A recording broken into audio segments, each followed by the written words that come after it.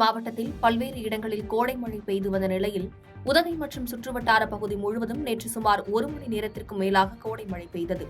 இதனால் உதகை மலர் கண்காட்சிக்கு வந்த சுற்றுலா பயணிகள் மழையிலும் கண்காட்சியை கண்டு ரசித்தனர். மேலும் நீலகிரியில் கடும் வெயில் காரணமாக வறட்சி நிலவிய போது காட்டுத்தீ ஏற்பட்டு வந்த நிலையில் தொடர்ந்து நீலகிரி மாவட்டத்தில் 4 நாட்களாக பல இடங்களில் அவ்வப்போது கனமழை பெய்து வருவதால் காட்டுத்தீ அபாயம் நீங்கியுள்ளது.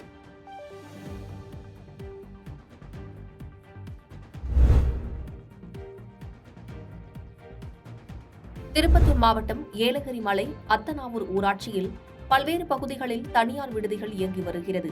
அந்த வகையில் கோட்டூர் கீழ்கொள்ளை வட்டத்தில் இயங்கி வரும் பிரபலமான தனியார் சொகுசு விடுதியான தங்கக்கோட்டை என்ற தனியார் விடுதி இயங்கி வருகிறது. இந்த விடுதியிலிருந்து கழிவுநீர் சுத்திகரிப்பு செய்யாமல் வெளியேற்றப்படுகிறது. அதனால் அருகில் இருக்கும் விவசாய நிலம் பெரிதும் பாதிக்கப்பட்டுள்ளது. குறிப்பாக கோட்டூர் கீழ்கொள்ளை வட்டம் பகுதியைச் சேர்ந்த சஞ்சீவி நிலமும் அதே பகுதியைச் சேர்ந்த ராஜேந்திரனின் மனைவி அம்சவேணி ஆகியோர்களுக்கு சொந்தமான விவசாய நிலமும் சுமார் 4 ஏக்கர் நிலத்தில் கழிவுநீர் கலக்கப்படுவதால் பயிர்கள் அழுகிய நிலையில் உள்ளது. அதனால் பெரும் நஷ்டத்தை சந்தித்து வருகின்றனர். எனவே தங்கக்கோட்டை தனியார் சொகுசு தங்கும் விடுதி மீது நடவடிக்கை எடுக்க வேண்டும் என்று கோரிக்கை வைத்துள்ளனர்.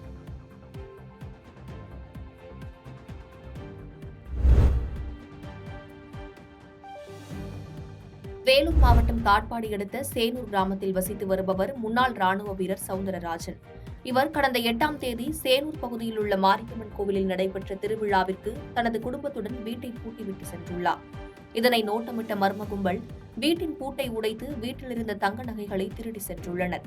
கோவிலுக்கு சென்ற சவுந்தரராஜன் மீண்டும் வந்து பார்த்தபொழுது வீட்டின் கதவு உடைக்கப்பட்டிருப்பதைக் கண்டு அதிர்ச்சியடைந்து உடனடியாக உள்ளே சென்று பார்த்தபோது பீரோவில் வைத்திருந்த 20 சவரன் தங்க நகைகள் திருடு போனது தெரியவந்தது.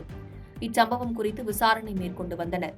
விசாரணையில் சேனூர் கோட்டாத்தம்மன் கோவில் தெருவை சேர்ந்த சங்கர், திருமணி மெயின் ரோட்டை சேர்ந்த அவினேஷ், ஹரிஷ் என்பது தெரியவந்தது.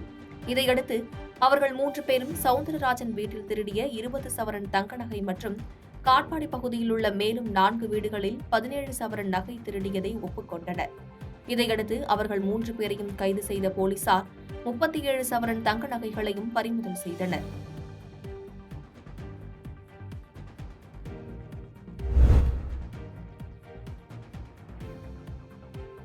அதிமுக கழக பொதுச் செயலாளர் எடப்பாடி கே. பழனிசாமி அவர்களின் 70வது பிறந்த நாளை முன்னிட்டு கடலூர் நெய்வேலி ஸ்ரீ வில்லுடையான்பட்டு முருகன் கோவிலில் வெள்ளித்தேர் இழுத்தல் நிகழ்ச்சி நடைபெற்றது.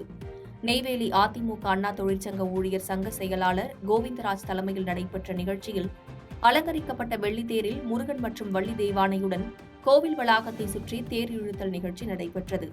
பின்னர் கோவில் வளாகத்தில் சுமார் 200க்கும் மேற்பட்ட பெண்களுக்கு புடவைகள் மற்றும் இனிப்புகள் வழங்கப்பட்டது.